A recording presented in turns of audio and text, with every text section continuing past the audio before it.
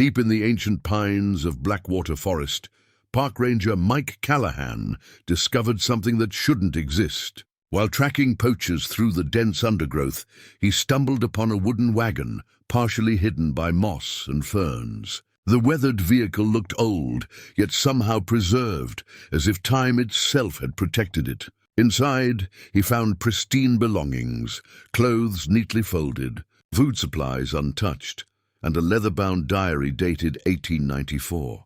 The journal belonged to the Aldrich family, pioneers who vanished without a trace over a century ago. What forces could preserve a wagon so perfectly for 130 years? And why did the military cordon off the entire area within hours of his report?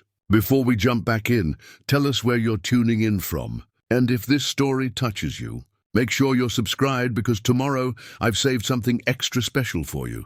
The morning sun filtered through dense pine branches as Mike Callahan pinned his ranger badge to his uniform. His weathered fingers traced the familiar contours of the metal shield. 20 years of service etched into every scratch and dent. At 58, Mike moved with the deliberate efficiency of a man who had long ago memorized his routine.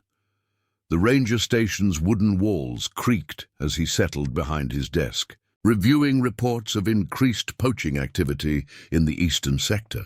His coffee, black, no sugar, cooled beside a framed photograph of his daughter Ellie and grandson Tommy, 3 years since they'd last visited. 3 birthdays missed with excuses about the demands of the job. Blackwater takes care of its own, Mike muttered to himself, an old mantra that had cost him more than he cared to admit. The radio crackled. "Base to Callahan." Jackson's voice, his junior by 30 years. "Go ahead," Mike responded. Voice gravel rough from years of early mornings. Those motion sensors on Ridgeline Trail triggered again last night. "Third time this week," Mike frowned, reaching for the topographical map spread across his desk. Ridgeline Trail cut through protected wilderness, off limits to vehicles and rarely traveled even by hikers. "Any images?"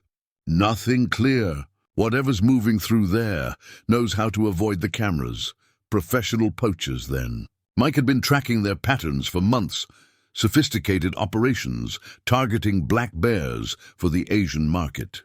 "I'll head out that way." "Might stay overnight if the trail's fresh. Weather's calling for fog tonight," Jackson cautioned. "Want backup?" Mike glanced at his compass, service revolver, and the worn backpack that had seen him through countless wilderness treks. Negative. "Better coverage if you monitor the western quadrant." After the call ended, Mike plotted his route through sectors where bear sightings had been reported. His finger traced the line from the ranger station through increasingly remote terrain. 20 miles of wilderness comfort for a man who'd found more peace among ancient trees than in the company of most people. The forest had been his salvation after returning from military service. While other veterans struggled to adjust to civilian life, Mike had found his purpose among the pines. The nightmares that plagued him in the city quieted under starlit forest canopies. The precision skills that made him an effective soldier translated perfectly to tracking and wilderness navigation. An hour later, Mike's boots crunched along the needle-covered path as he departed the ranger station. His pack held 3 days of supplies, a habit from years of experience where simple patrols sometimes turned into extended rescue operations. Blackwater National Forest sprawled over 400,000 acres of protected wilderness, most of it accessible only by foot. The town of Pinecrest lay behind him, a community of 3,000 souls that existed in uneasy balance with the forest that sustained it. Tourism brought needed dollars. Logging interests pushed for access to virgin timber, and local traditions honored the mysteries of Blackwater's deepest reaches. Mike straddled all worlds, respected by townspeople for his fairness, valued by the Forest Service for his expertise, and occasionally feared for his unwavering enforcement of regulations. By midday, Mike reached the first motion sensor station. The small camera was untouched, its recording light blinking normally. He retrieved the memory card, replacing it with a fresh one, before reviewing the footage on his handheld device. The images showed typical wildlife, deer, raccoons, a fox slipping through moonlight. Then at 2:17 a.m., a momentary blur of movement, too structured to be animal, too careful to be casual hikers. Mike froze the frame, enhancing a section that showed fresh ATV tracks cutting through protected wilderness. "Gotcha," he whispered, kneeling to examine the ground. Though hours old, the tracks remained visible to his trained eye, the distinctive tread of all-terrain vehicles moving in formation, attempting to mask their path by following dry creek beds. Mike radioed Jackson with the coordinates, then shouldered his pack. The trail led deeper into Blackwater's heart, toward areas rarely visited, even by rangers. Something about the precision of the tracks, their careful spacing and direction, triggered the instincts that had kept him alive in combat. These weren't opportunistic hunters. They moved with purpose, following a predetermined route. As shadows lengthened, Mike's pace increased. Whatever they sought deeper in Blackwater, he intended to find it first. Mike pulled the laminated Forest Survey map from his breast pocket.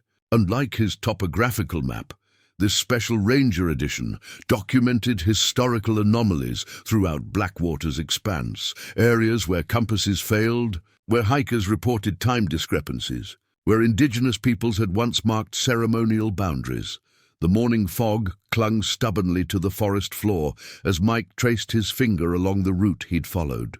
According to the map, he was approaching a region marked with faded crosshatching and a simple notation: cartographic inconsistencies. Survey teams 1887, 1934, 1972 reported conflicting landmarks. Mike had always dismissed such annotations as errors in primitive surveying techniques or exaggerations from exhausted field teams. Now, with his reliable compass spinning uselessly, those dismissals felt premature. The map showed another curiosity, a perfect circle approximately 2 miles in diameter, with the cryptic label Elder Crossing written in a different hand than the official notations. The circle encompassed part of Deadfall Basin, precisely where the ATV tracks were heading. A sound pierced the unnatural silence, mechanical, distant, but unmistakable. ATV engines. Mike folded the map and moved toward the noise with practiced stealth. Each footfall carefully placed to minimize sound. The fog thinned momentarily, allowing glimpses of ancient trees that shouldn't exist in this section of forest. According to forestry records, this area had been selectively logged in the 1950s. Yet these giants suggested centuries of undisturbed growth. Mike paused, retrieving his satellite phone to document the anomaly, but the screen displayed only static. The battery indicator, which had shown full charge that morning, now flashed empty. He returned it to his pocket with growing unease. The engines grew louder, then abruptly cut off. Mike crouched behind a massive fallen trunk, listening. Voices carried through the fog, 3, maybe 4 individuals speaking in hushed tones. Their words were indistinct, but their tone conveyed urgency. "Should be right here, according to the coordinates. Readings are stronger than last month. Whatever it is, it's building. Military's gonna be all over this if we don't extract it first." Mike inched closer, careful to remain concealed. Through breaks in the fog, he glimpsed 2 men and a woman in civilian clothing, but with military precision movements. They operated handheld devices that emitted soft rhythmic beeps, not poachers. Something else entirely. A 4th figure emerged from the fog, taller, distinguished by a shock of white hair and professorial demeanor. The temporal displacement is accelerating. If the calculations are correct, full manifestation will occur within 72 hours.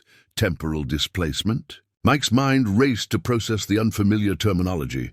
These weren't criminals seeking animal parts or drug cultivation sites. They were researchers of some kind, but operating without Forest Service authorization in protected wilderness. The white-haired man consulted a device similar to a magnetometer. The focal point should be approximately 200 meters northeast.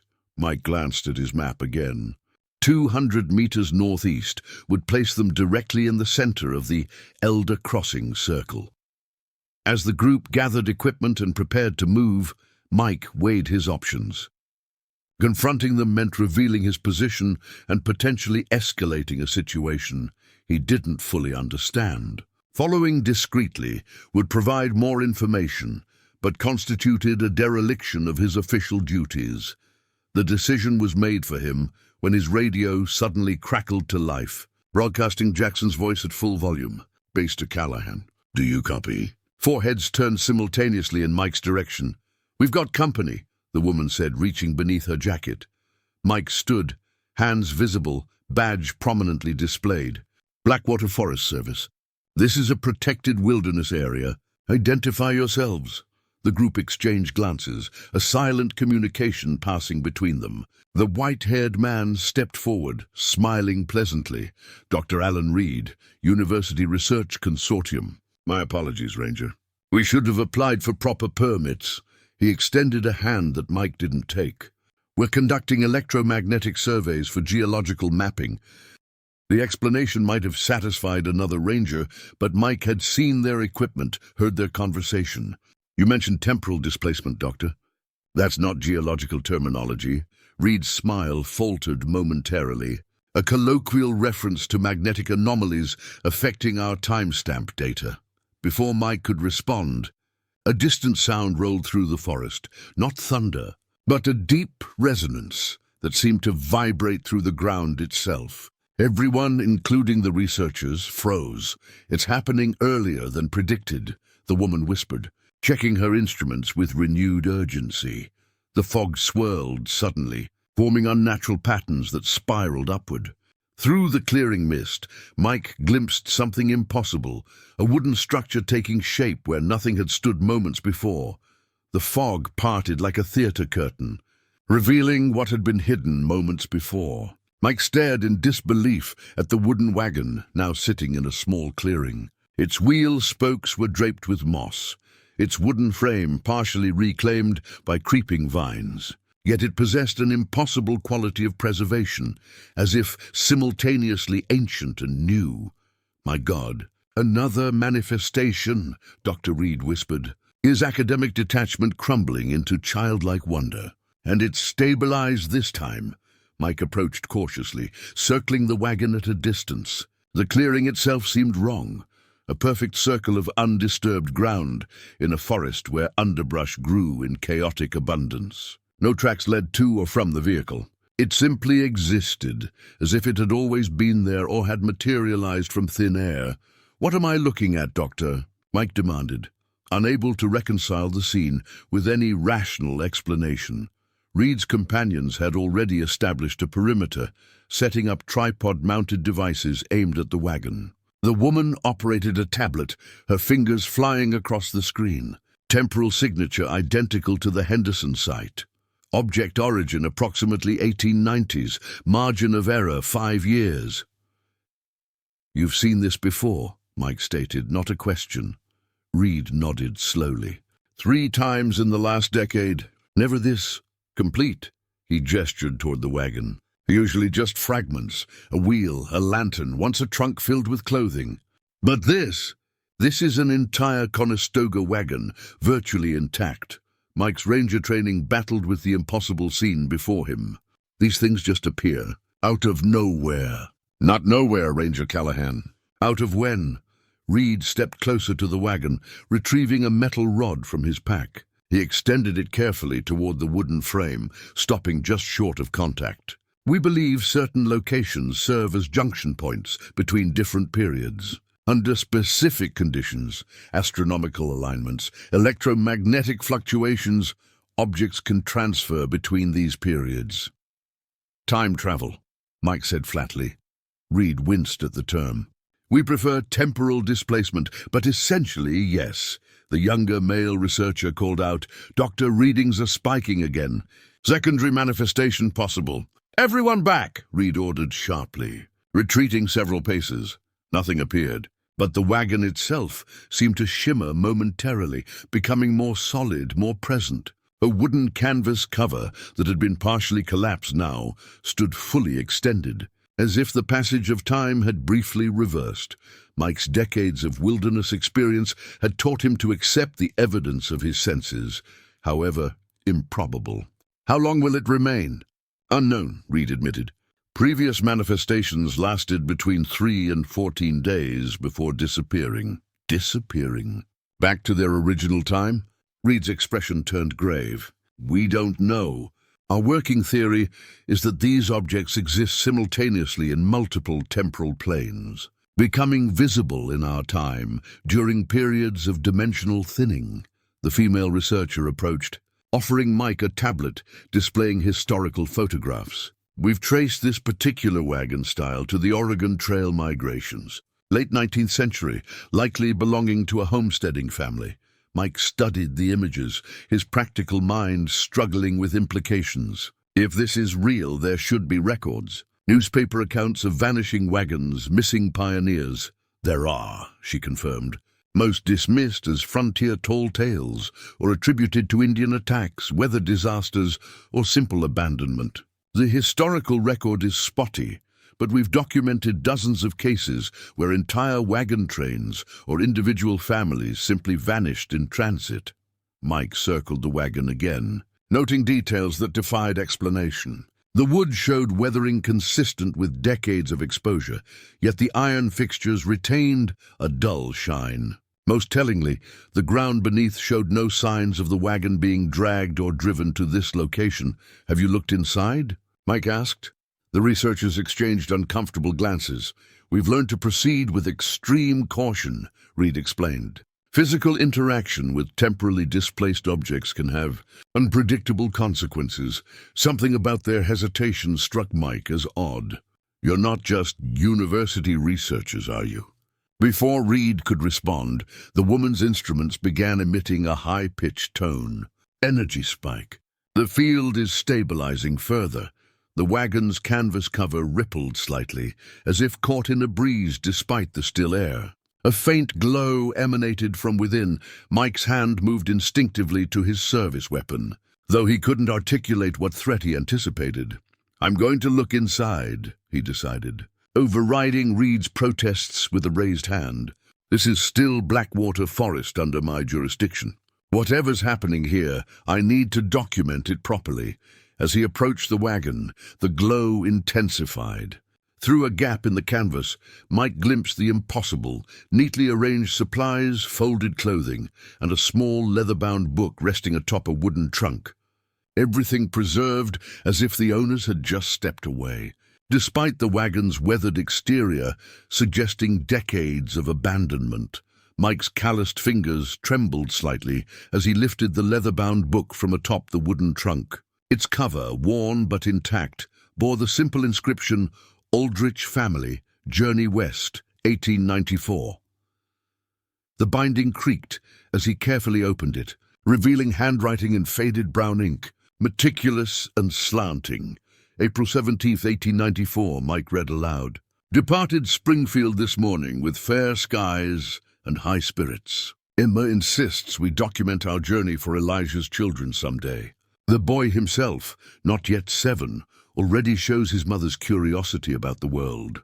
Dr. Reed approached cautiously. The leather should be degraded after 130 years, the paper yellowed beyond recognition. Yet it appears recently written. Mike finished, turning pages with increasing disbelief. The diary chronicled the Aldrich family's journey, Thomas and Emma, their son Elijah, and Thomas's elderly father Josiah. Their destination, Oregon Territory, where land awaited them. May 23, 1894, crossed the Mississippi yesterday. Elijah counted 17 wagons at the ferry crossing. Old Josiah's cough has worsened despite Emma's willow bark tea. Mike flipped forward several entries. June 30th, 1894. The plains stretch endlessly before us. Emma worries about Indians, though we've seen none. Elijah collects peculiar stones that he insists change color in moonlight. Reed's female colleague approached with a handheld scanner. May I? She asked, gesturing toward the diary. Mike nodded, and she passed the device over the pages, careful not to touch them. Organic material dating confirms origin in the 1890s. Ink composition consistent with period manufacturing. This isn't a hoax or reproduction, Reed said quietly. That book is genuinely from 1894. Mike continued reading, captivated by the increasingly personal glimpses into these long-vanished lives. Thomas Aldrich wrote of his wife's gentle strength, his son's boundless imagination, his father's fading health. The ordinary struggles of pioneer life, broken axles, spoiled provisions, summer storms, rendered extraordinary by their mysterious fate. August 15th, 1894. Reached Blackwater Forest today. Local guides refuse to accompany us through what they call the walking woods. Nonsense, but Emma is unsettled by their warnings. We'll navigate by compass and stars. Mike looked up sharply. Blackwater. They were here. Keep reading, Reed urged, his academic detachment giving way to genuine curiosity. The next entries described the family's increasingly difficult passage through dense forest. Thomas noted strange compass behavior and skies where stars appeared not quite right. Elijah spoke of people watching from between the trees, though none could be seen. August 18th, 1894. Josiah passed in his sleep last night. Emma wishes to turn back, but we've come too far. Buried the old man beneath a distinctive lightning-struck pine. Elijah placed his favorite wooden horse on the grave. The entries grew shorter, more urgent. August 20th. Lost. Compass useless. Forest paths circle back on themselves. Emma saw lights moving through trees last night. August 23rd. Wagon wheel broken. Peculiar fog that moves against the wind. Elijah speaks of a door in the air. The final entry was incomplete, the handwriting increasingly frantic. August 22nd. The lights have surrounded us. Elijah claims they're opening a path to somewhere else. Emma screaming. The trees are bending wrong. The air itself seems to... The entry ended mid-sentence. The remaining pages were blank. Mike closed the diary carefully, his ranger's pragmatism battling with the impossible evidence. They vanished right here, in this clearing, and somehow their wagon has returned, Reed confirmed. The temporal displacement is consistent with other documented cases. The woman's scanner beeped insistently. Doctor, you need to see this. Reed's expression shifted from scientific curiosity to alarm. Are you certain? She nodded grimly. The chronometric signature is inverting. This isn't just an echo or temporary manifestation. What does that mean? Mike demanded. Reed hesitated before answering. Previous objects we've studied were like reflections from another time, observable but ultimately ephemeral. This wagon appears to be actually crossing over, anchoring itself in our present, and that's bad. It's unprecedented, Reed corrected, and potentially catastrophic for the fabric of localized space-time. Mike's practical nature reasserted itself. In English, Doctor, reality here is becoming unstable, the woman explained. If the wagon fully materializes in our time, the boundary between past and present could collapse entirely. Mike's radio suddenly crackled to life, Jackson's voice breaking through static. Callahan, come in. We've got military helicopters inbound to your position. Some kind of joint operation. What the hell did you find out there? Before Mike could respond, the sound of rotors echoed through the forest canopy. Reed and his team began hurriedly packing equipment. They can't secure this, Reed said urgently. Their containment protocols will only accelerate the temporal collapse. Mike's hand tightened around the diary. Whatever was happening transcended Forest Service regulations, but his responsibility to protect Blackwater remained. What do we do? First, Reed said, glancing skyward as the helicopters drew closer, we need to secure that diary. It may be the only key to understanding what's happening and how to stop it. Helicopter rotors thundered overhead as Mike ducked back inside the wagon. If the military was taking over, he needed to document everything possible. His ranger training and instincts wouldn't allow this discovery to be buried in classified reports. Inside, the wagon's interior revealed an organized tableau of pioneer life. Wooden trunks contained neatly folded clothing, homespun dresses, hand-stitched shirts, tiny child's garments. Tools hung from interior hooks, a handsaw, cooking implements, farming equipment. But what drew Mike's attention was the food supply crate. He lifted the wooden lid, expecting to find rotted remains. Instead, impossibly, a loaf of bread sat wrapped in cloth, next to several apples that gleamed with fresh moisture. Mike touched the bread cautiously. It yielded to pressure like fresh-baked goods, the crust crackling slightly under his fingertips. "This is impossible," he murmured, breaking off a small piece. The interior was soft, the grain structure intact. No hint of mold or decay. Dr. Reed appeared at the wagon entrance. "Don't consume anything," he warned sharply. "This bread was baked in 1894, Mike said, disbelief evident in his voice. "How is this not dust?" "Temporal stasis," Reed explained, climbing inside despite the obvious risk. His scientific curiosity overpowered caution. Objects caught in displacement events exist simultaneously across multiple time frames. To that bread, it might have been only days since it was baked. Mike took photographs with his phone, which surprisingly functioned despite earlier electronic failures. "The military will confiscate everything." "We need evidence," Reed nodded grimly. "Colonel Wilson has been tracking these phenomena for years. His approach is containment at any cost. You know him?" "Former colleagues," Reed said, his expression darkening. "Until our methodologies diverged." The helicopter sounds intensified. The two other researchers appeared at the wagon entrance. "Military setting up a perimeter," the woman reported. "We have maybe 5 minutes before they secure the area." Mike made a decision, stowing the diary in his jacket and gathering small samples. A fragment of bread, a sliver of apple, a thread from the clothing. As he worked, he noticed something beneath the bench seat, a small wooden compartment hidden from casual inspection. Prying it open, he found a metal box containing documents. Land deeds, official-looking papers with government seals, and most intriguingly, a folded map with a route marked in red ink. The path led directly to their current location, then continued northwest. They knew they were coming here, Mike realized.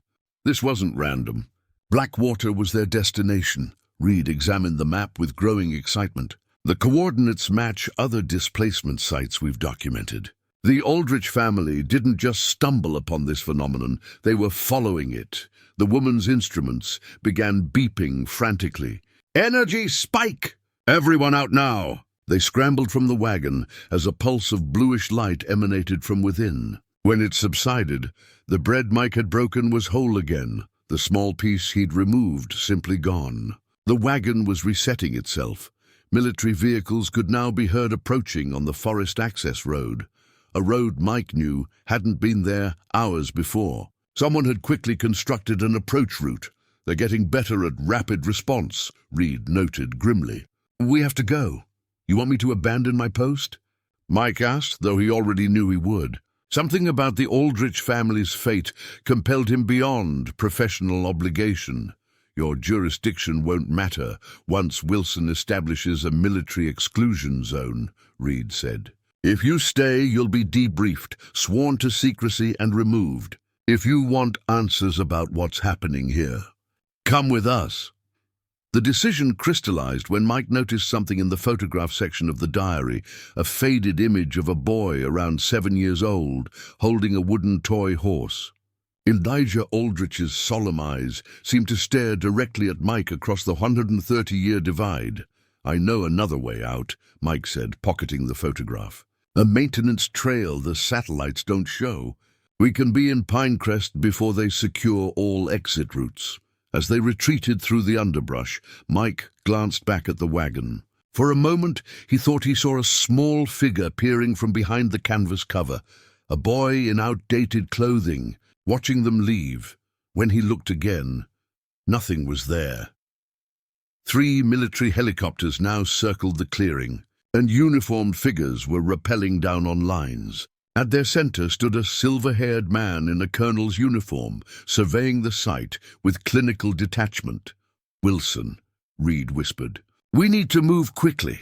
Mike led them away from the road, using forest paths known only to veteran rangers. Behind them, floodlights illuminated the clearing as night began to fall, transforming the ancient forest into an impromptu military installation. The wagon sat at the center of the growing commotion, its secrets momentarily safe within its weathered wood. Pinecrest's single diner buzzed with unusual activity for a Tuesday night. Locals huddled near windows, watching military vehicles roll through their normally quiet town. The television above the counter showed breaking news. Environmental hazard in Blackwater Forest. Military establishes exclusion zone. Mike sat in the farthest booth with Reed and his two colleagues, now introduced as Dr. Sophia Chen, quantum physicist, and James Harrison, technical specialist. They hunched over coffee cups, speaking in hushed tones, while Mike spread out his Forest Service map. "They've established a 5-mile perimeter," Mike said, circling the wagon's location. "These access roads will be blocked first, then they'll set up checkpoints on these county highways." Reed nodded grimly. "Standard containment protocol. The cover story will be chemical spill, unexploded ordnance, or biological hazard. Already is," James said, gesturing toward the television where a military spokesperson delivered practice lines about precautionary measures and no cause for public concern. Mike studied Reed's face. "You know exactly what they're doing because you used to be part of it." Reed didn't deny it. Department of Temporal Research, before it officially existed. The program has operated under various classified designations since 1947. "Since Roswell," Mike stated flatly. Reed smiled thinly. "The public fixated on aliens. The truth was more complex. The first documented temporal displacement event in the modern era. The diner's bell jingled as Sheriff Dawson entered. His eyes locked immediately on Mike. The veteran ranger nodded politely, but tensed as the sheriff approached their table. "Mike," Dawson said, tipping his hat. "Getting calls about your whereabouts from some federal types. Very interested in speaking with you." "Environmental spill response," Mike replied evenly. "Standard procedure." Dawson's expression revealed his skepticism. "Sure. That's why they've got satellite uplinks and what looks like quantum computing equipment rolling in." He leaned closer. "Whatever you found out there has nothing to do with pollution, does it?" Before Mike could respond, Harrison's tablet pinged. He angled the screen so only they could see. Satellite imagery, showing the clearing had been transformed. A containment dome now covered the wagon, surrounded by mobile laboratories and security checkpoints. "They're moving fast," Sophia murmured. Dawson glanced at the tablet, then back at Mike, making a decision. "My grandfather was Forest Service back in '62. Found something in those same woods that gave him nightmares until he died. Military took over then, too." Mike straightened. "What did he find?" "Never said exactly. Just that the forest sometimes gives back what it took. They swore him to secrecy, but he kept records." Dawson slid a key across the table. "Storage unit behind my office. Might help you make sense of whatever hell you've stumbled into." After the sheriff departed, Mike turned to Reed. "Your department's been watching Blackwater for decades, haven't they?" Reed nodded. "Certain locations worldwide show recurring temporal anomalies. Blackwater has one of the highest concentrations in North America." Mike thought of the forest map with its cryptic annotations. "The Forest Service knows too. They've been documenting these events for generations. Most agencies encounter these phenomena eventually," Reed confirmed. "Military intelligence, Forest Service, Geological Survey, all have classified subsections dealing with temporal anomalies. Compartmentalized so no single group has the complete picture, except your department," Mike noted. "Theoretically," Reed agreed. "Though even we don't fully understand what's happening." Mike's phone vibrated with an incoming call, Jackson from Ranger Headquarters. He answered cautiously. "Mike, where the hell are you?" "Military's crawling all over the station. They've got these hazard signs they're installing everywhere. Temporal quarantine zone, authorized personnel only." "What else?" Mike pressed. "They're pulling records going back 50 years. Anything about disappearances, time discrepancies, compass failures." "And Mike, they're asking about your grandfather." Mike's blood chilled. "My grandfather? He was never Forest Service. That's what I told them. But they seemed convinced your family has some connection to whatever's happening." After ending the call, Mike stared at the diary in his hands. "They know something about my family I don't." Reed exchanged glances with his colleagues. "There are theories about genetic markers that increase sensitivity to temporal phenomena." Certain bloodlines seem more attuned to displacement events, like the Aldrich boy, Sophia added. His father's diary repeatedly mentions Elijah's unusual awareness of the anomalies. Mike removed the photograph of young Elijah from his pocket, studying the solemn face. Something about the boy's eyes seemed hauntingly familiar. We need to access those records Dawson mentioned, Reed decided, standing. And we need to move quickly. Wilson won't limit his search to the forest. As they exited the diner, Mike noticed new signs being posted at the town limits, metal placards with official government seals warning of environmental hazard, do not enter. But beneath the public-facing warnings, smaller text read, Kronos Protocol active, temporal containment measures in effect. The government's response confirmed what Mike already suspected. Whatever had happened to the Aldrich family in 1894 was beginning to happen again. And Blackwater Forest stood at the center of a temporal storm that had been brewing for centuries. Sheriff Dawson's storage unit contained decades of meticulous documentation. Cardboard boxes labeled by year-lined metal shelving units, filled with photographs, journal entries, and newspaper clippings. Mike and Reed worked methodically through the material while Sophia and James kept watch outside. His grandfather was thorough, Mike noted, examining a hand-drawn map from 1962 showing anomalous zones throughout Blackwater Forest. The locations correlated precisely with the areas marked on Mike's Ranger Service map. Reed lifted a dusty manila folder labeled Callahan Incident, 1943. Inside were military reports, partially redacted, describing an Army Air Corps pilot who reported time discrepancies after an emergency landing in Blackwater. The pilot's name, Lieutenant Edward Callahan. My grandfather, Mike whispered, taking the folder with trembling hands. He'd known his grandfather had been a pilot, but nothing about any incident in Blackwater. He never mentioned this. Military secrecy, Reed said, and possibly trauma. Look at the psychiatric evaluation. The report described Lieutenant Callahan's claims of encountering temporal displacement, during which his chronometer ran backwards for 17 minutes. More disturbing were his insistent claims of seeing people from another time, watching him from the forest edge. They diagnosed him with combat stress, Mike noted, but they also assigned him to a classified research division afterward. Early incarnation of our department, Reed confirmed. They recruited witnesses rather than simply debriefing them. A black and white photograph showed Edward Callahan in uniform standing beside scientific equipment arrayed around a distinctive, lightning-struck tree, the same tree Thomas Aldrich had described burying his father beneath. My grandfather was studying the same phenomena. 50 years after the Aldrich family disappeared, Mike said. The connections assembling in his mind. And now I've found their wagon another 80 years later. 3 generations of my family connected to whatever's happening in Blackwater. James entered hurriedly. Military convoy approaching. We need to move. They gathered the most critical documents and photographs before slipping out the back. From their vantage point behind the sheriff's office, they watched military personnel unloading advanced equipment from unmarked trucks. Quantum sensors, Sophia identified. Chronometric field detectors. They're establishing a temporal monitoring network. They believe it's happening again, Reed said grimly. The same conditions that caused the Aldrich displacement. Mike studied the Aldrich diary, flipping to entries he hadn't yet read. Something Thomas Aldrich had written caught his attention. Elijah insists the forest is thinnest during the Perseid meteor shower. The boy speaks of doors opening when the stars fall. The Perseids, Mike said suddenly.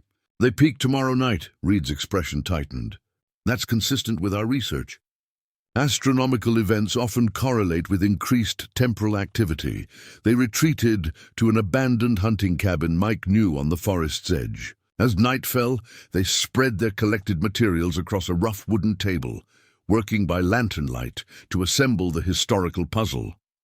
Sophia configured her equipment to scan for temporal anomalies. The devices, sleek, advanced technology that seemed out of place in the rustic cabin, emitted soft, rhythmic beeps. "We're detecting significant chronometric disturbances," she reported. "The readings match historical data from previous displacement events." James operated a tablet displaying satellite imagery of the military operation. "They've established a complete perimeter around the Wagon site, but they're also setting up secondary monitoring stations throughout the forest. They're expecting multiple manifestations," Reed concluded. A particular photograph caught Mike's attention, his grandfather standing with a research team in 1964, examining equipment similar to what Sophia now operated. Among the team stood a younger Colonel Wilson. Wilson has been involved from the beginning, Mike realized. "He believes these phenomena can be weaponized," Reed said. "Temporal displacement as a military application. That's insane," Mike objected. "From what we've seen, these events can't be controlled. Precisely why I left the program," Reed confirmed. "Attempting to manipulate temporal boundaries could create catastrophic instabilities." Sophia's equipment suddenly emitted a high-pitched alert. "Massive energy spike at the Wagon site!" On James's satellite feed, they watched as brilliant light erupted from beneath the military's containment dome. Even from miles away, they could see the forest canopy illuminated by pulsing blue radiance. "They're accelerating the process," Reed said, horror evident in his voice. "Using the equipment to amplify the natural phenomenon. Why would they risk that?" Mike demanded. "Because they're not trying to contain it," Reed realized. "They want to open the door wide enough to send something through." The cabin's radio, which had been playing static, suddenly cleared. A child's voice emerged from the speaker. "Hello? Can anyone hear me? My name is Elijah Aldrich. I think I'm lost between times." Mike stared at the radio in shock as Sophia's instruments confirmed the impossible. They were receiving a transmission from 1894. Outside, the night sky filled with the streaking lights of the beginning Perseid meteor shower. As each meteor traced across the heavens, the forest seemed to shimmer, reality itself growing thin as past and present began to merge. "Elijah? This is Mike Callahan. Can you hear me?" Mike spoke into the radio, his voice steady despite the impossibility of the conversation. Static crackled, then the boy's voice returned. "Yes, who are you? Are you from the future?" The four adults exchanged astonished glances. Sophia's instruments recorded the transmission, while James adjusted satellite imagery to monitor military activity around the Wagon site. "I'm a forest ranger," Mike replied carefully. "What do you see around you, Elijah?" "Trees, strange lights. Ma and Pa disappeared when the lights came. I'm hiding in a hollow tree." The boy's voice trembled slightly. "The soldiers can't see me." "Soldiers?" Reed leaned forward. "There are soldiers in your time?" "Men in strange uniforms. They have machines that glow. They're looking for us." A pause. "Are you coming to help me?" Mike's chest tightened with unexpected emotion. "Yes, Elijah. We'll help you." The transmission abruptly ended as Sophia's equipment sparked. "Connection lost," she reported. "But this confirms it. Parallel temporal events occurring in both time periods." "We need more information," Reed decided. Historical records might reveal the pattern. They drove to the Pinecrest Historical Society, a converted Victorian house on the town's main street. At this late hour it was closed, but Mike knew Martha Jenkins, the elderly curator, lived in an apartment upstairs. Martha answered Mike's knock in a faded bathrobe, her white hair in a loose braid. Her eyes widened at the group on her doorstep, but without hesitation said, "You've found something in the forest. Come in." Inside her small apartment, decorated with historical photographs and artifacts, Martha listened to their abbreviated explanation, nodding occasionally as if confirming long-held suspicions. "The society has maintained separate records," she explained, leading them downstairs to the museum's research room. She unlocked a cabinet hidden behind a rotating bookcase.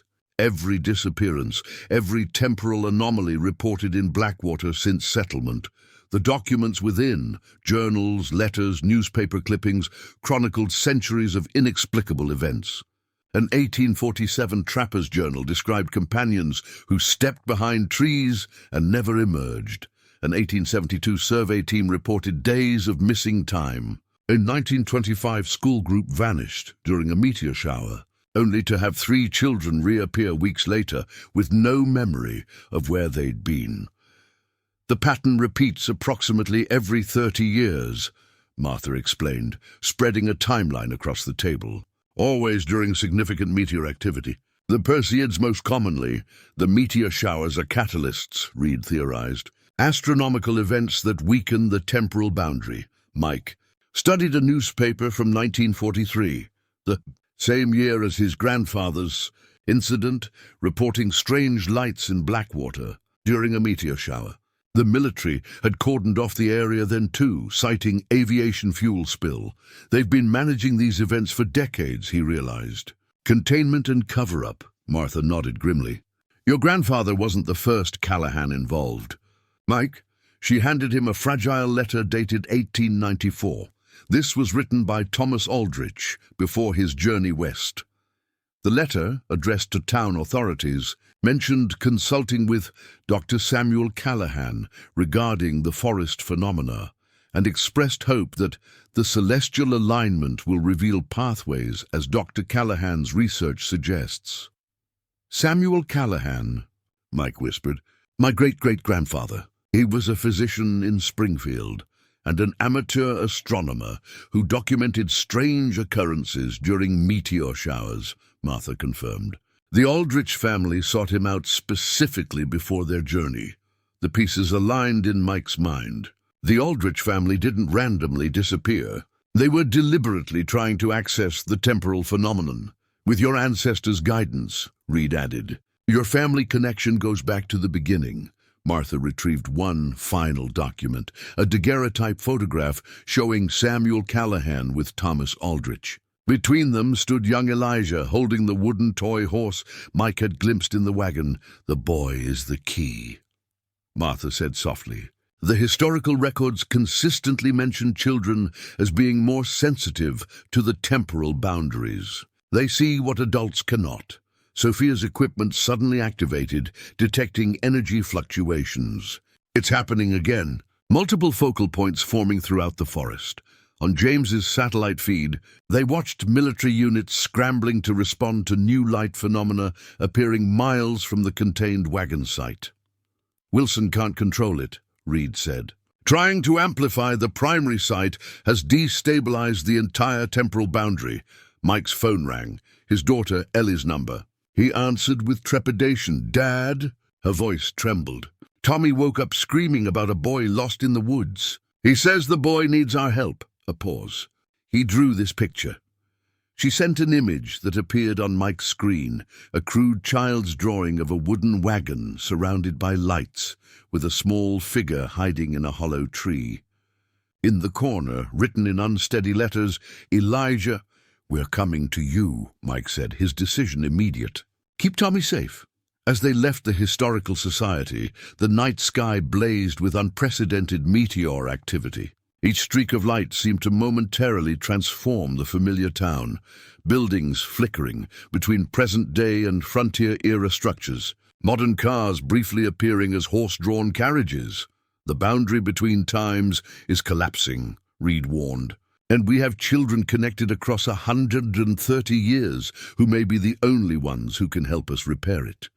Mike's daughter Ellie lived in a modest suburban home 30 miles from Pinecrest.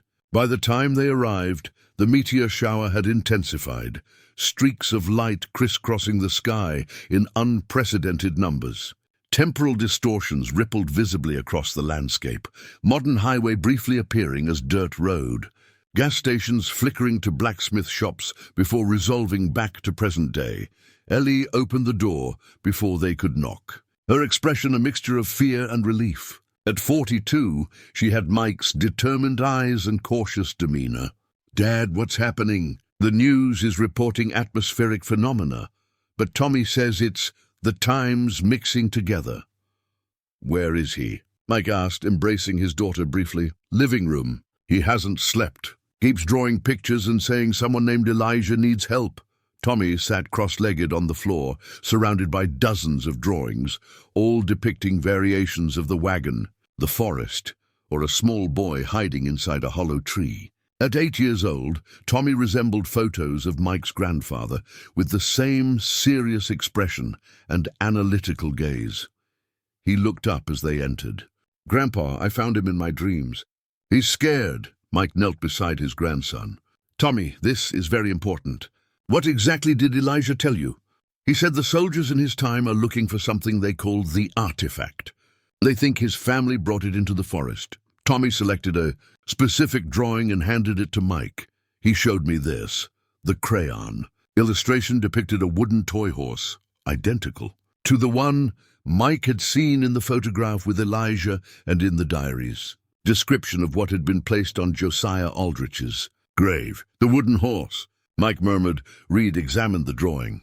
"Children's toys often absorb emotional energy. In temporal displacement events, objects with strong emotional attachments can become conduits between periods.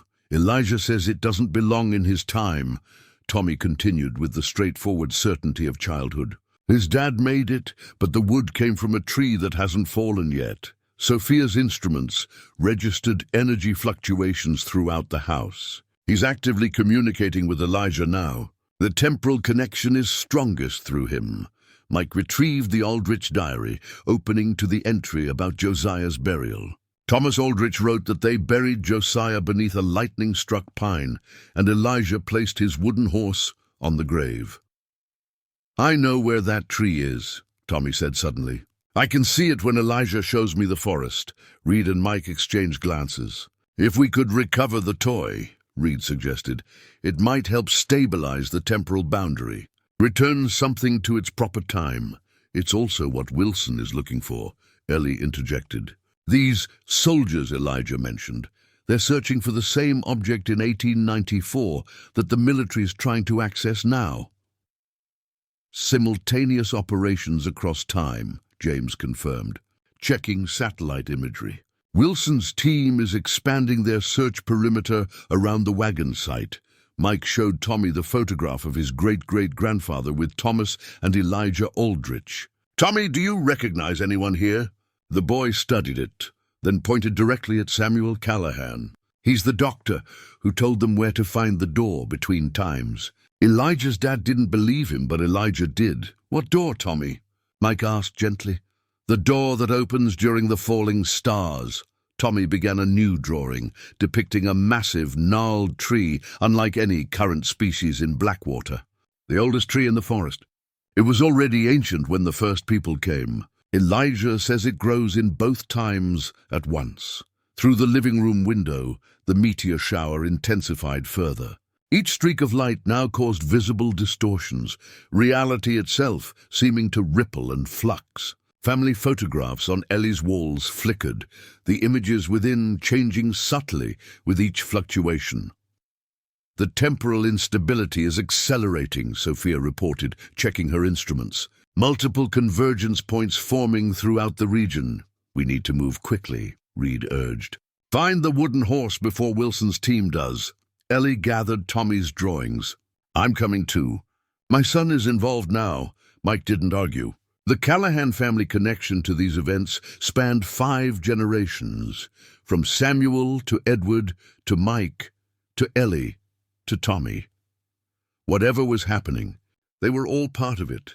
As they prepared to leave, Tommy suddenly froze, his eyes unfocused. "Elijah says the soldiers found the wagon. They're taking it apart. The lights are getting angry." On James's satellite feed, they watched as military personnel swarmed the containment site. The blue illumination surrounding the wagon had intensified, now pulsating with obvious instability. "Wilson's tampering with forces he doesn't understand," Reed said grimly. "We need to find that toy and reunite it with the wagon before both time periods collapse completely." Tommy clutched Mike's hand. "Hurry, Grandpa. Elijah says when the big star falls, the door will open all the way. After that, the times will break forever." Outside, among the countless meteors streaking across the sky, one significantly larger object blazed a trail directly overhead. The celestial countdown to temporal catastrophe had begun. 2 military checkpoints blocked the main roads to Blackwater Forest. But Mike knew the wilderness intimately. He guided their two-vehicle convoy along forgotten logging trails, headlights extinguished, navigating by memory and the eerie blue glow now emanating from deep within the trees. The temporal boundaries are thinnest near water, Reed explained, as they parked near a small creek that would lead them past the military perimeter. The flowing current disrupts the chronometric field. They waded through ankle-deep water, Mike carrying Tommy piggyback while Ellie followed close behind. Sophia's equipment, sealed in waterproof cases, recorded increasingly erratic energy readings as they progressed deeper into the forest. "The distortions are everywhere now," James whispered, his thermal imaging camera revealing strange anomalies among the trees. "Look!" On the small view screen, translucent human figures appeared briefly among the modern forest, pioneers in period clothing walking along trails that no longer existed, setting up camp near streams that had changed course over the past century. The thermal signatures flickered in and out of existence, visible for mere seconds before vanishing. "Temporal echoes," Reed explained. "Brief intersections of past and present." Tommy pointed toward a particular cluster of heat signatures. "That's them! The Aldrich family." The camera revealed three distinct figures, a man, a woman, and a small boy, moving hurriedly through the forest of 1894 that temporarily overlaid the present-day landscape. They appeared frightened, frequently looking over their shoulders. "They're running from something," Ellie noted. "The soldiers," Tommy confirmed. "Elijah says men in strange uniforms came after the lights appeared. They took over the wagon site." The thermal images suddenly showed new figures pursuing the family, men in what appeared to be late 19th century military uniforms, carrying equipment anachronistic for their era. Wilson's operation extends to both time periods, Reed realized. They've been manipulating these events from both ends of the temporal distortion. Tommy tugged Mike's sleeve. "Grandpa," Elijah says to hurry. "They're hiding near the lightning tree." The creek path ended at a small clearing, dominated by an ancient pine, its upper trunk blackened by an old lightning strike. Despite being documented in records from 1894, the tree still stood, gnarled and immense. "Impossible," Mike muttered, examining the ancient pine. "This tree should have died and fallen decades ago." "It exists simultaneously in multiple time periods," Reed suggested. "Like the wagon, it's anchored across the temporal boundary." Tommy walked directly to the massive roots exposed above ground. "Here, Josiah is buried right here." The ground showed no sign of disturbance to the casual observer, but Mike's trained eye noted subtle indications of soil disruption that had never fully resolved over the decades. Using a small folding shovel from his ranger pack, he carefully began excavating where Tommy indicated.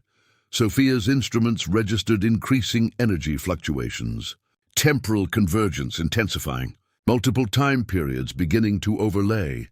The forest around them flickered between states, modern trees momentarily replaced by younger versions of themselves, the undergrowth shifting patterns, ghostly figures appearing and vanishing among the trunks. Mike's shovel struck something solid. Carefully brushing away soil, he revealed a human skull, the remains of Josiah Aldrich, buried for 130 years, yet somehow perfectly preserved. The temporal stasis protected the burial site, Reed observed. "Just like the contents of the wagon." Tommy knelt beside the excavation. "The horse is underneath his hands." Mike gently shifted the skeletal remains, revealing the crossed arms of the burial position. Beneath the bony fingers lay the wooden toy horse, its carved details pristine despite the passage of time. As Mike lifted the toy, a child's voice called out from nearby, "You found it!" They turned to see a young boy in pioneer clothing standing at the edge of the clearing, visible not as a thermal signature, but as a solid, physical presence. Elijah Aldrich had partially crossed the temporal boundary. "Tommy!" the boy called, his form flickering between solidity and transparency. "The soldiers are coming." "Both sides." Tommy ran to stand near his temporal counterpart, the two boys almost touching across the century-wide divide. "I told them about the horse, Elijah. We're going to fix the door. You need to put it back in the right time." Elijah urged, his image becoming increasingly unstable. Pa made it from wood that doesn't belong. The boy's warning was interrupted by the distinct sound of helicopter rotors approaching and, simultaneously, the crack of 19th century rifles from another direction. Wilson's teams have converged, Reed warned. In both time periods, James's satellite feed showed military units closing in on their position from multiple directions. More disturbingly, the thermal imaging now revealed 19th century soldiers advancing through the overlapping forest of their own time. Mike clutched the wooden horse, feeling unexpected warmth pulsing from within the carved object. "We need to reach the wagon. It's the focal point of the temporal distortion." Elijah's form flickered more violently. "Hurry!" When the big star falls, his image dissolved completely before he could finish. Tommy looked at the space where his friend had been. "The boundary is breaking, Grandpa. We don't have much time." The meteors overhead had intensified further, and among them the largest object now blazed brighter, its trajectory bringing it directly above Blackwater Forest. When it reached its zenith, the temporal boundary would reach its weakest point, either allowing restoration of proper separation or collapsing completely into chaos. "This way," Mike whispered, leading the group away from the approaching sounds of both modern and 19th century military forces. He clutched the wooden horse in one hand, Tommy's small fingers in the other. Instead of heading toward the main wagon site where Wilson's primary operation was centered, Mike guided them deeper into Blackwater's most ancient section. Here, towering redwoods predated European settlement, their massive trunks creating cathedral-like spaces between them. The local indigenous people avoided this area during meteor showers, Mike explained, recalling ranger orientation information rarely shared with the public. "They called it the place where times cross." "You're taking us to the caves," Reed realized, recognition dawning in his eyes. Mike nodded. "If we can't approach the wagon directly, we need to understand what's happening. The caves contain the oldest records of these phenomena.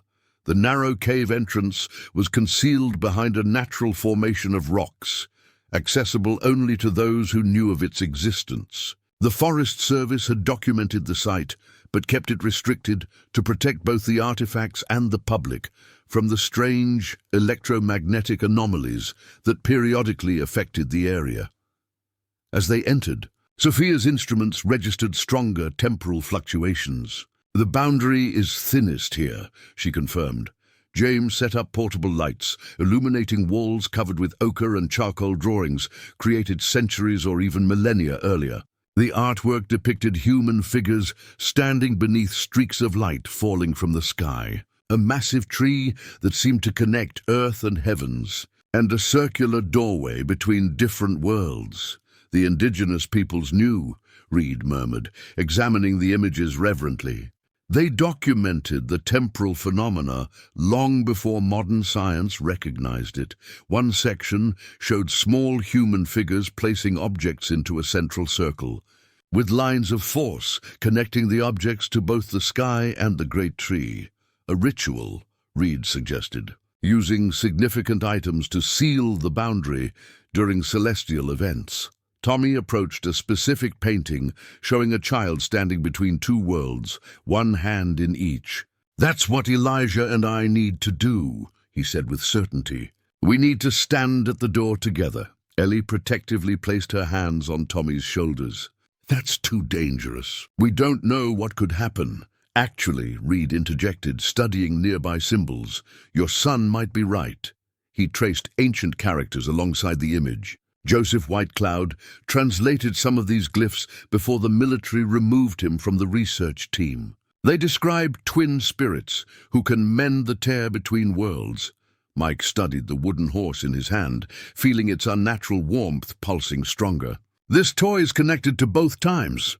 Thomas Aldrich carved it for Elijah, but according to Tommy, the wood itself came from a tree that hadn't yet fallen in 1894. "A paradox object," Sophia confirmed, scanning it with her instruments. "It exists in a quantum state of temporal uncertainty." Another painting depicted humans placing similar paradox objects into the roots of the great tree, apparently repairing damage to the temporal boundary. The indigenous peoples used temporal anomalies to maintain balance, Reed explained. When objects crossed between times, they returned them to restore proper separation. The cave trembled slightly as a particularly bright meteor streaked overhead. Dust and small stones tumbled from the ceiling as temporal distortions intensified. "Wilson's trying to force the boundaries wider," James reported, checking satellite imagery on his tablet. "They're using some kind of amplification device at the Wagon site." On the feed, military personnel had surrounded the Wagon with advanced equipment. Energy readings showed massive power being directed at the temporal convergence point. "They're trying to create a stable gateway," Reed realized. "A permanent connection between time periods that they can control." "Why?" Ellie demanded. "What could possibly justify this risk?" "Military advantage," Reed answered grimly. "Imagine deploying future technology into the past, or extracting resources across time without consequence." A final section of cave paintings showed the catastrophic result of such interference: the great tree splintering, human figures scattered across fragmented landscapes, stars falling from shattered skies. "If the boundary collapses completely, both time periods will be irreparably damaged," Reed warned. "Physical laws would break down as contradictory realities try to occupy the same space." Tommy pointed to a small alcove deeper in the cave system, where a shaft of moonlight penetrated through a natural skylight. "We need to go there. That's where the door is thinnest." Mike hesitated, torn between protecting his family and addressing the escalating crisis. Ranger training emphasized caution and procedure, but nothing in his experience had prepared him for temporal collapse. His decision was forced when military searchlights swept across the cave entrance. "Wilson's teams had tracked them. They're using the toy's temporal signature to locate us," Sophia warned.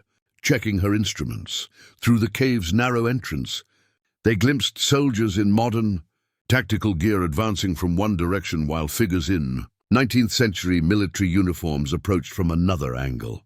Two forces, separated by 130 years, converging on the same physical location, the alcove, Mike decided, leading them deeper into the cave system. "If the indigenous people could stabilize the boundary, maybe we can too." Behind them, voices from two different centuries called out orders to surrender as the walls of reality between past and present continued to erode. The cave alcove opened into a domed chamber where stalagmites and stalactites created natural columns around a central pool of still water. Moonlight filtered through a crack in the ceiling, striking the water's surface and reflecting blue luminescence throughout the space. "The indigenous people called this the mirror pool," Mike explained. "Local legends claim it shows reflections from different times." As if confirming his words, the pool's surface rippled without any physical disturbance. Within its depths, they glimpsed shadowy images of the same chamber across different eras, indigenous ceremonies, colonial explorers, and most strikingly, a man in a 1940s Army Air Corps uniform making detailed sketches of the cave paintings.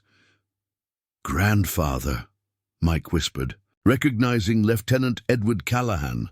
The recognition triggered a memory. Mike unzipped a hidden compartment in his ranger pack and withdrew a small leather journal he'd carried for decades, without fully understanding why.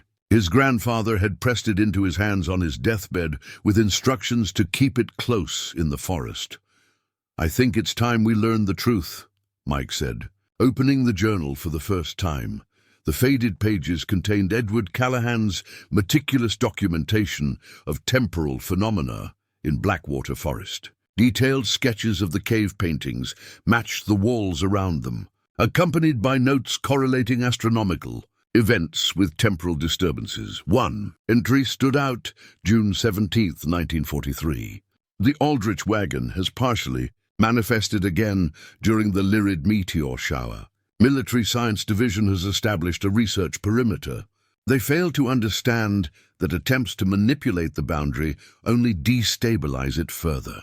I've made contact with Joseph Whitecloud, whose ancestors maintained balance through cycles of careful observation and return of displaced objects. The Callahan family's role as temporal guardians was not chosen, but inherited through Samuel's inadvertent involvement with the Aldrich family. His research into astronomical anomalies led them to Blackwater during the 1894 Perseids, triggering the most significant displacement event in recorded history. I fear similar circumstances are aligning again. Wilson's obsession with weaponizing temporal displacement grows more dangerous. He cannot accept that some boundaries were never meant to be crossed. Mike looked up from the journal, understanding washing over him. My grandfather wasn't just studying the phenomena, he was trying to protect the boundary. Reed nodded grimly. Many scientists within the program recognized the dangers. We were overruled by military interests. Sophia's instruments registered massive energy fluctuations. The temporal convergence is reaching critical levels. Multiple realities overlapping simultaneously. In the pool's reflection, they now saw the Aldrich family huddled in the same cave in 1894. Elijah clutching his mother's hand, while Thomas stood protectively before them. 19th century soldiers searched nearby passages. They're here now, in their time, Tommy said. Hiding just like we are. The boy approached the pool's edge, kneeling to touch the water's surface. Ripples spread outward in impossible patterns, moving against physical laws. Elijah, Tommy called softly. We have your horse. The water's surface bulged upward, forming a dome that reflected moonlight in prismatic patterns. Through this luminous membrane, Elijah's face appeared, no longer a thermal signature or translucent apparition, but seemingly physical despite the temporal divide. Tommy, the pioneer boy responded, his voice echoing strangely. The soldiers found our wagon. They're taking it apart, looking for something. The wood, Mike realized, examining the toy horse. The specific wood this toy is carved from is what they want. Reed peered closely at the wooden horse. It appears to be Pacific yew, a species known to contain unusual molecular properties. In the 20th century, it became crucial for cancer medications. In the 19th, certain indigenous tribes considered it sacred for its time-resistant qualities. Ellie touched the carving. So, this toy is made from wood, with naturally occurring temporal properties, carved across time by Thomas Aldrich, using materials that didn't exist in his period. A perfect paradox object, Reed confirmed. Neither fully of 1894 nor of our time. The sounds of searching soldiers grew closer, boots and voices from two different centuries converging on their location. How do we fix this? Mike asked. Looking from the journal to the pool to the toy horse, the journal's final entry provided direction. The boundary can only be mended by returning displaced objects to their proper time through synchronized action on both sides. What exists in two times must be rejoined by those who share blood across the divide. When the celestial alignment reaches its peak, the momentary convergence allows matter to pass completely between periods if guided by connected souls. Connected souls, Mike murmured, looking at Tommy. You and Elijah share a connection across time, just like the Callahans and Aldrichs have been connected since 1894. Tommy nodded solemnly. We need to give the horse back at the exact same moment in both times. That would require synchronized actions across a 130-year divide, Reed objected. How could we possibly coordinate? He was interrupted by the pool's surface erupting upward in a column of shimmering water. The liquid defied gravity, stretching toward the moonlight, streaming through the ceiling crack. Within this impossible pillar, the water seemed to contain the reflection of the night sky itself, with the brightest meteor now directly overhead. The door is opening, Tommy whispered, extending his hand toward the watery column. From the other side of the temporal divide, Elijah's hand reached out to meet his. The moment Tommy's fingers touched Elijah's through the watery portal, a pulse of energy radiated outward. The cave walls vibrated, as reality itself shuddered at the direct connection between time periods. Temporal convergence stabilizing, Sophia reported, her instruments displaying patterns she'd never seen before. They're creating a controlled interface between periods. The boy's hands remained connected through the shimmering column of water, neither fully in 1894 nor in the present day, but existing at the threshold between times. The wooden horse in Mike's hand pulsed with increasing warmth, resonating with the energy field surrounding the children. "The toy wants to go home," Tommy said, his voice overlapping strangely with Elijah's as they spoke in unison across the centuries. "But first you need to see."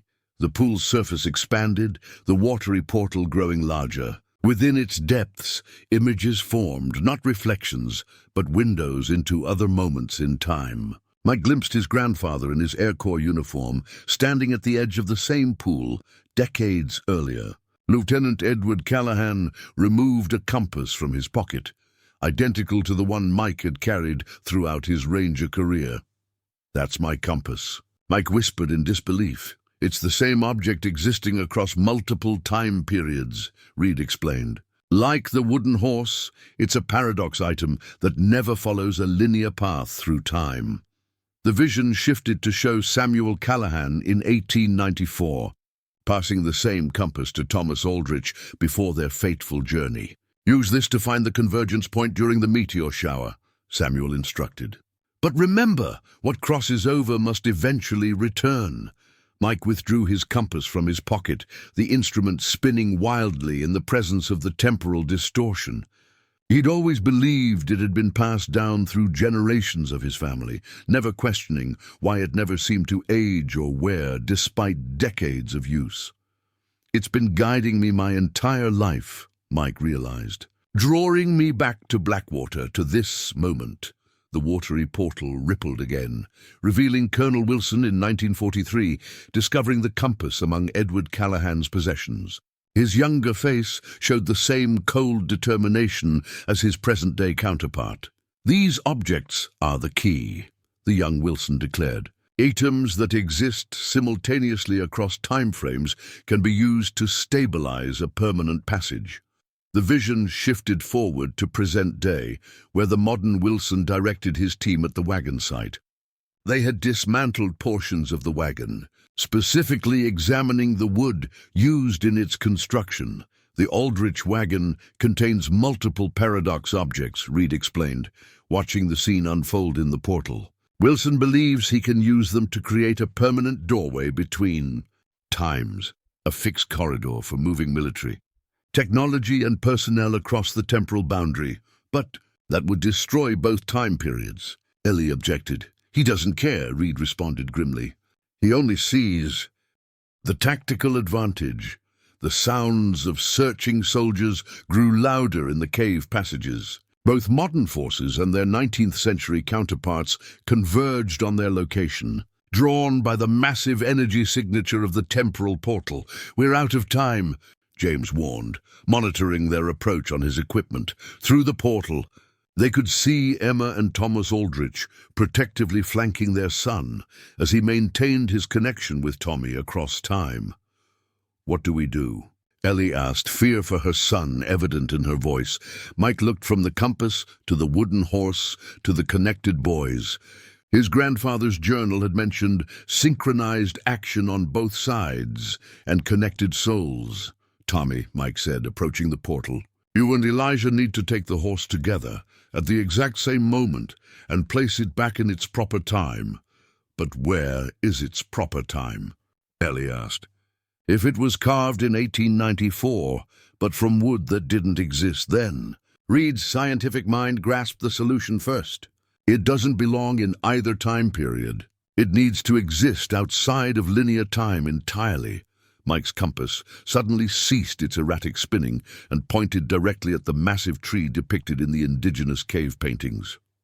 "The guardian tree, the one that exists in all times simultaneously. We need to bury it at the tree's roots," Tommy said, his voice still synchronized with Elijah's. "In both times at once." Mike nodded, understanding dawning. "The tree exists outside normal temporal flow, a fixed point in the forest across centuries. The first soldiers appeared at the chamber entrance, modern tactical gear, contrasting with 19th century uniforms as forces from both periods arrived. Simultaneously, secure the paradox objects. Came identical orders from different centuries. The portal rippled violently as weapons were raised. The tenuous connection between times began to destabilize under the intrusion. "Now, Tommy," Mike urged, pressing the wooden horse into his grandson's hand. "Before the connection breaks." Tommy thrust the toy through the portal, his fingers still intertwined with Elijah's. For one impossible moment, the horse existed simultaneously in both 1894 and the present day, held by both boys as they pulled their hands back through the watery membrane. The portal collapsed with a thunderous implosion, temporal energy surging outward in a concussive wave that knocked everyone, soldiers included, to the ground. When Mike regained his senses seconds later, the pool had returned to normal still water. The wooden horse was gone, but in his hand, the compass needle now pointed steadily north without, wavering for the first time since he'd entered Blackwater Forest. Chaos erupted in the cave. Chamberers, soldiers from different centuries, struggled to comprehend what they'd witnessed. Modern military personnel and their 19th century counterparts stared at each other in shock and confusion, weapons half raised but hesitation evident in their postures. "Stand down," came a commanding voice from the chamber entrance. Colonel Wilson entered, flanked by security personnel.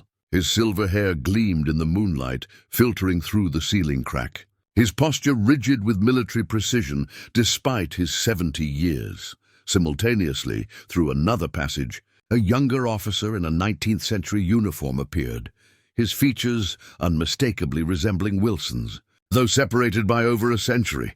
"Remarkable," Reed murmured. "Wilson exists in both time periods, just like the paradox objects." The elder Wilson surveyed the chamber, his gaze settling on Mike. "Ranger Callahan, you've interfered with a classified military operation and removed critical temporal artifacts. I'm afraid I'll have to place you and your associates under arrest." Mike stepped protectively in front of Tommy and Ellie. "The boundary is stabilizing, Colonel. The wooden horse has been returned to its proper place outside linear time. Your experiment is over." Wilson's thin smile held no warmth. "One paradox object doesn't concern me, Callahan. We've extracted sufficient material from the Aldrich wagon to proceed." He unfolded a weathered document, astronomical charts with complex calculations dating back centuries. Indigenous symbols interwoven with modern mathematical notations created a hybrid document that bridged ancient knowledge and quantum physics. These calculations predict temporal convergence points with remarkable precision. Wilson explained, professional despite the circumstances. "The meteor shower tonight creates the optimal conditions for establishing a permanent gateway." Reed stepped forward. "You can't control a fixed temporal passage, Colonel." The indigenous people understood that maintaining separation between time periods is essential for both to remain stable. "Indigenous superstition doesn't concern me," Wilson dismissed.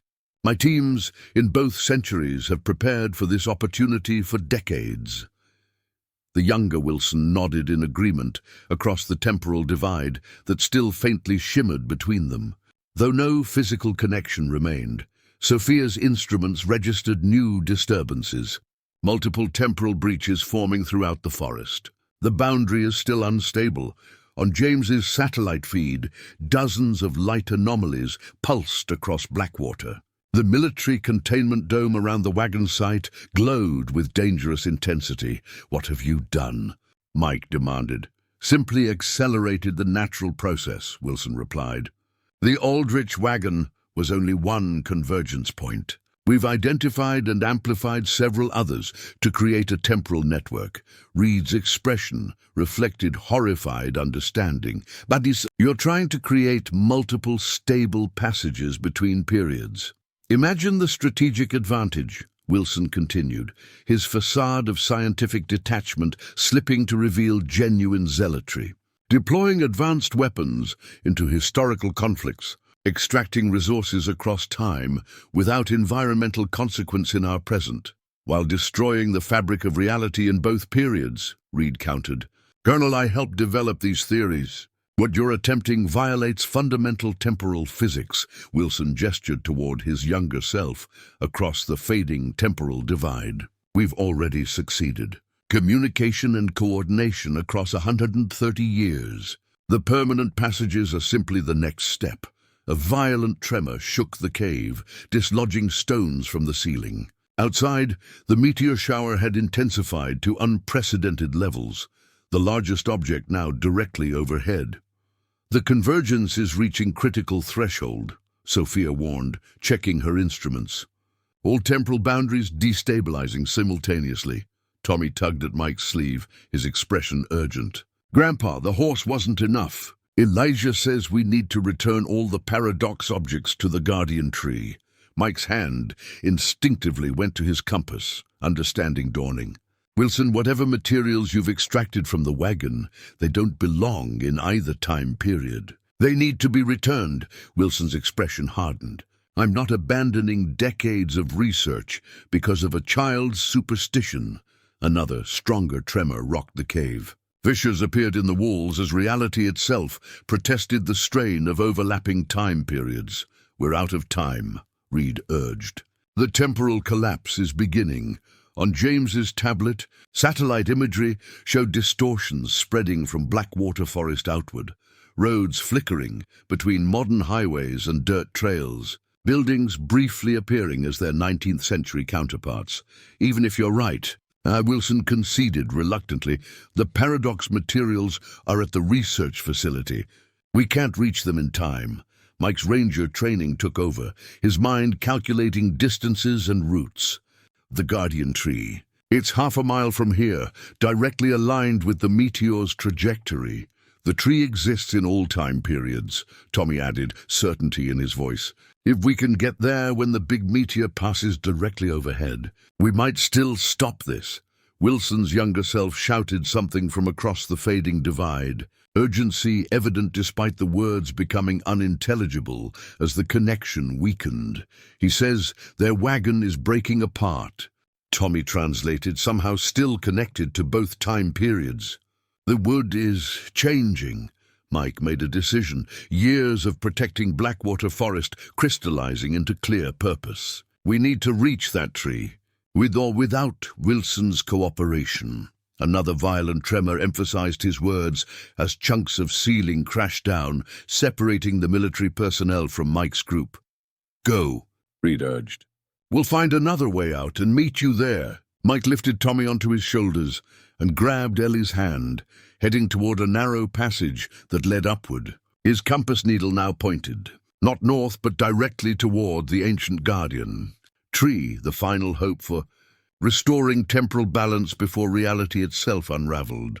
Completely, Mike led his daughter and grandson through the forest at a desperate pace. The terrain around them flickered between present day and 1894, trees shifting positions, paths appearing and disappearing. His compass guided them unerringly toward the guardian tree, the needle glowing with the same blue luminescence that now pulsed throughout Blackwater. How much farther? Ellie asked, her breath coming in ragged gasps.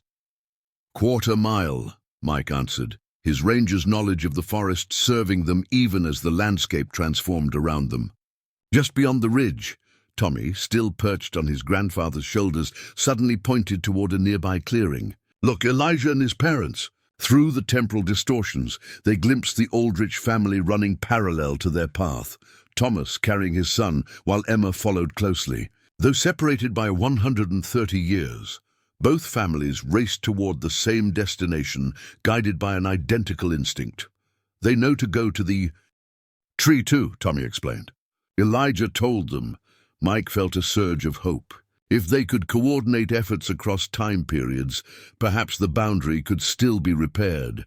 As they crested the ridge, a massive tremor shook the forest. Trees swayed dangerously, and a chasm opened in the earth mere feet from where they stood. The very ground beneath them seemed to be tearing apart as temporal realities fought for dominance. The collapse is accelerating, Mike said grimly. Tommy withdrew folded papers from his pocket, the drawings he'd been creating since his connection with Elijah began. He smoothed them open, revealing images that now made perfect sense. The guardian tree with its massive trunk and distinctive branches. The temporal doorway depicted as swirling blue light. And most importantly, detailed illustrations of where specific objects needed to be placed around the tree's roots. These aren't just drawings, Ellie realized, examining her son's artwork. They're instructions, Tommy nodded solemnly. Elijah and I both saw it in our dreams. The tree showed us. One illustration depicted a compass and other objects arranged in a specific pattern corresponding to the tree's root structure. Another showed two boys, clearly Tommy and Elijah, standing on opposite sides of the tree with their hands pressed against its bark. Somehow connecting across time periods, the tree exists in all times at once, Tommy explained with a child's simplicity. It can help us fix everything if we do it right. The sound of helicopter rotors cut through the chaotic forest noises. Military aircraft circled above, searchlights sweeping the canopy as Wilson coordinated efforts to find them. They're tracking the compass, Mike realized, feeling the object grow warmer in his hand. Another series of tremors rocked the forest as they continued toward the guardian tree. The night sky above had become a surreal display, meteors streaking across in unprecedented numbers, while the largest celestial object, now unmistakably visible, approached its zenith. The big ones almost overhead, Tommy warned. We have to hurry. They broke through the underbrush into a massive clearing, dominated by the guardian tree, an ancient colossus that dwarfed everything around it. Its species was unidentifiable, seeming to incorporate characteristics of redwood, oak, and other varieties simultaneously. The massive trunk, easily 30 feet in diameter, rose hundreds of feet skyward, its uppermost branches appearing to touch the meteor-filled sky. Most strikingly, the tree appeared completely stable amidst the temporal chaos, neither flickering nor shifting between time periods, but remaining solidly present, as if anchored outside normal time. At its base, the massive roots created a complex network above ground, forming natural alcoves and chambers. Blue energy pulsed within these root structures, flowing like luminous sap through the ancient wood. It's beautiful, Ellie whispered. A military Humvee crashed through the underbrush behind them. Colonel Wilson emerged, flanked by armed personnel. Step away from the tree, Callahan, he ordered, his voice amplified through a megaphone. That's a direct order. Simultaneously, across the temporal divide still visible as shimmering distortions in the air, 19th-century soldiers on horseback arrived at the same clearing. The younger Wilson dismounted, approaching the tree from his time period. In both centuries, military forces established perimeters around the guardian tree, convergence occurring despite the different technologies and eras. They won't let us near it, Ellie said desperately. Mike studied Tommy's drawings again, noticing a detail he'd overlooked, a small cave-like opening formed by the tree's massive roots. Just large enough for a child to enter. They don't need to, Mike realized. We do. He knelt beside Tommy, showing him the drawing. Can you get inside there while we distract them? Tommy nodded without hesitation, his young face set with determination beyond his years. What do we do once he's inside? Ellie asked, maternal fear warring with desperate hope. Mike unfolded the final drawing, which showed the compass placed at the center of the root chamber, while the two boys touched the inner bark simultaneously. We trust our family, Mike answered, removing the compass from his pocket. Across all time periods, the massive meteor now directly approached its zenith, its light bathing the clearing in unearthly brilliance as final preparations for either salvation or catastrophe fell into place. The sky erupted with blinding light as the massive meteor reached its zenith directly above the guardian tree. Reality itself seemed to groan under the strain of overlapping time periods, the air between 1894 and present day becoming thin and permeable. Translucent images from different eras flickered across the clearing. Indigenous ceremonies, colonial explorers, and moments from throughout Blackwater's history, momentarily visible before dissolving back into the temporal chaos. At the center of it all, the guardian tree remained the sole fixed point in the maelstrom, its ancient bark now pulsing with blue luminescence that flowed like veins through its massive structure. "It's now or never," Mike said, squeezing Tommy's shoulder reassuringly before addressing Wilson. "Colonel, your experiment has destabilized the temporal boundary beyond containment. The only option left is to restore balance." Wilson surveyed the chaos surrounding them, scientific certainty giving way to evident concern as his soldiers struggled to maintain position amidst increasing tremors. "What do you propose, Callahan?" Mike held up the compass. "All paradox objects must be returned to the guardian tree. Items that exist simultaneously across time periods. This compass, the materials you extracted from the wagon, everything." Across the temporal divide, Thomas Aldrich shouted something to his 19th century counterpart. Though the words were inaudible, the younger Wilson's expression showed similar realization that the situation had exceeded their control. A massive fissure opened in the earth between the military vehicles, swallowing one Humvee completely. Soldiers scrambled back as temporal distortions intensified, some men briefly phasing between centuries, their modern tactical gear momentarily replaced with 19th century uniforms before snapping back. "Your men are caught in temporal flux," Mike warned. "The boundary is collapsing completely." Wilson made a decision, activating his radio. "Bring the extracted materials. All of them. Priority Alpha!" While attention focused on the chaos, Mike knelt beside Tommy. "Remember what we discussed. Find the chamber inside the roots, place the compass at the center, then touch the inner bark. Elijah will do the same from his side." Tommy nodded solemnly, accepting the compass. "I know what to do, Grandpa." Mike and Ellie created a distraction, moving toward Wilson with their hands raised in apparent surrender. As military attention shifted to them, Tommy slipped away, crawling toward the massive root structure of the guardian tree. Reaching the opening, shown in his drawings, Tommy squeezed through a gap between gnarled roots into a natural chamber within the tree's base. Inside, the blue luminescence was blinding, the walls of the chamber pulsating with temporal energy. At the chamber's center, the boundary between time periods was completely visible, a swirling vortex of light that revealed the same space in 1894. Through this temporal gateway, Tommy could see Elijah entering from the opposite side, guided by his own identical drawings. "You made it!" both boys exclaimed simultaneously, their voices echoing across 130 years. Outside, military helicopters circled the clearing as trucks arrived carrying containers of materials extracted from the Aldrich wagon. Soldiers in hazmat suits unloaded pieces of wood, metal fixtures, and cloth samples, all paradox objects existing in multiple time periods simultaneously. Mike guided their placement around the guardian tree's exterior roots, according to the patterns in Tommy's drawings. Across the temporal divide, Thomas Aldrich and the 19th century forces mirrored these actions with their own collected materials. Inside the root chamber, Tommy placed the compass at the exact center of the temporal vortex. The instrument hovered in mid-air, suspended between centuries, its needle spinning wildly before aligning with the guardian tree's magnetic field. "Now what?" Elijah asked across the divide. Tommy pointed to the glowing inner bark. "We both touch it at the exact same moment, when the big meteor is directly overhead."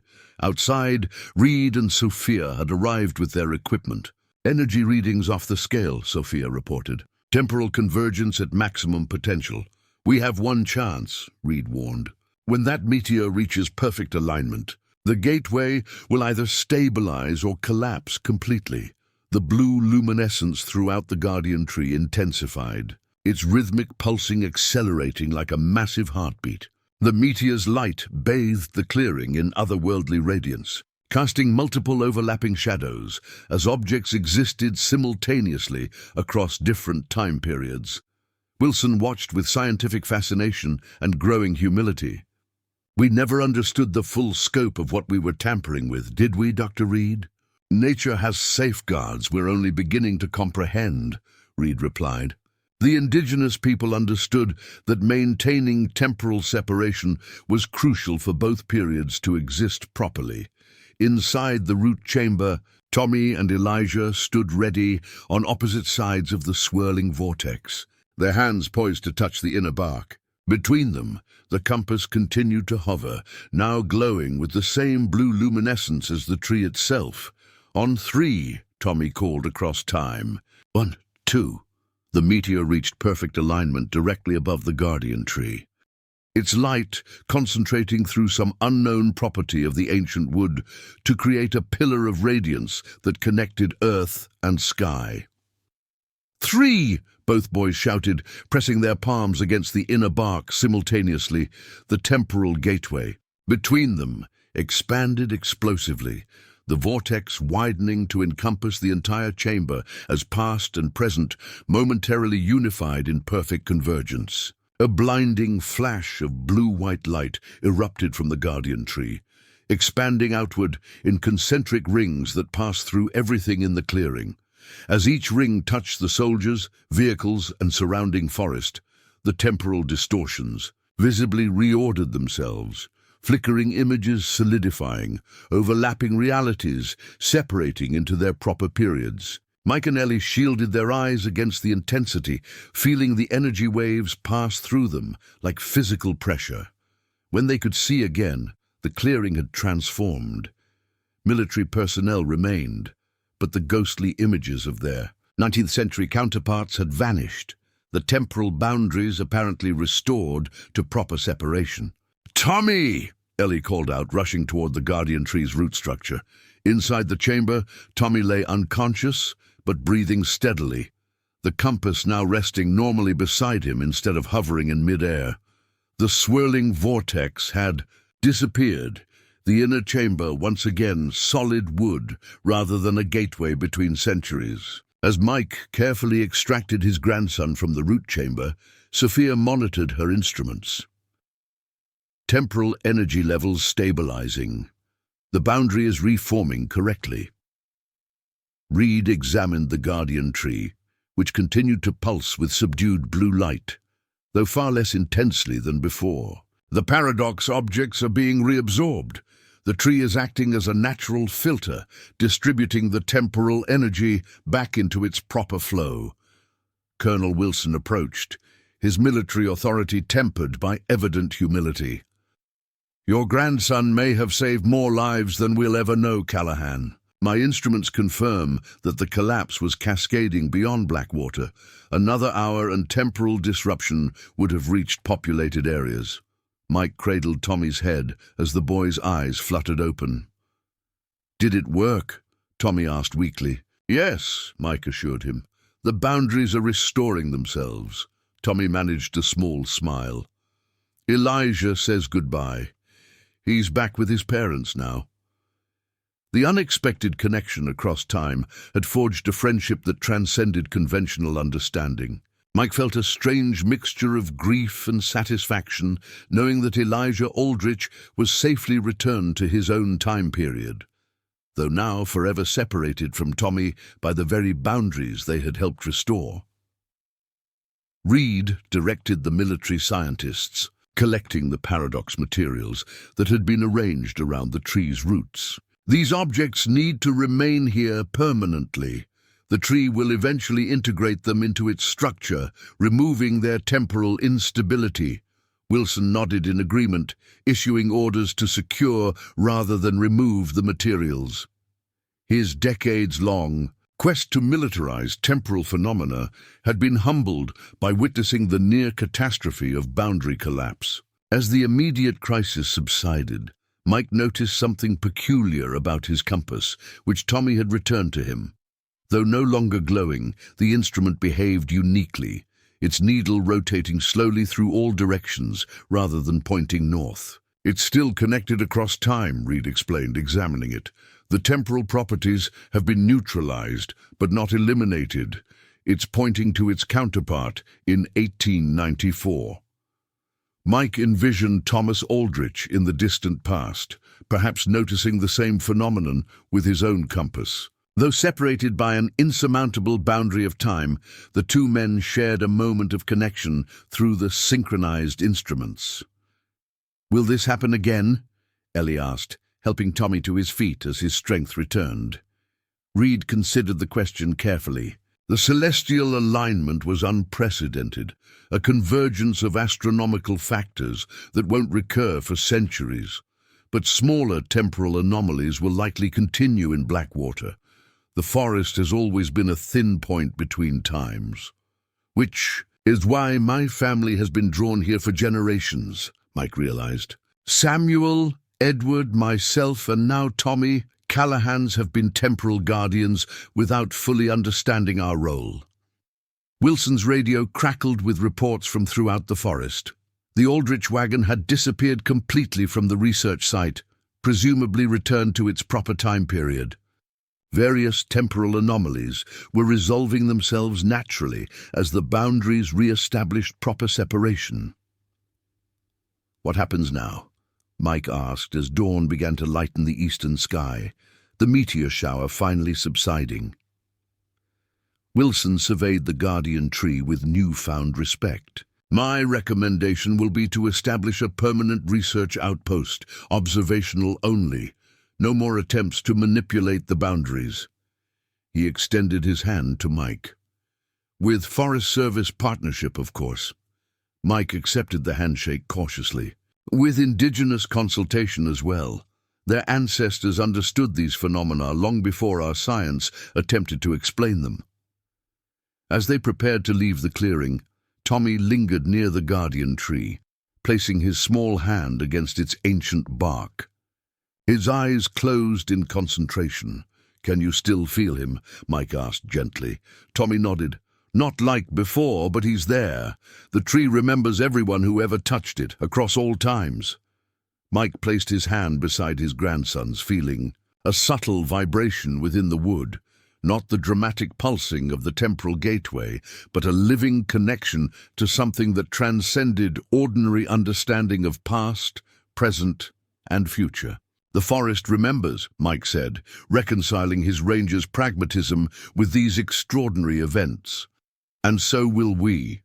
Above them, the guardian tree's branches swayed slightly, though no wind blew, as if acknowledging its ancient role as sentinel between worlds, a role it would continue long after everyone in the clearing had become part of history themselves.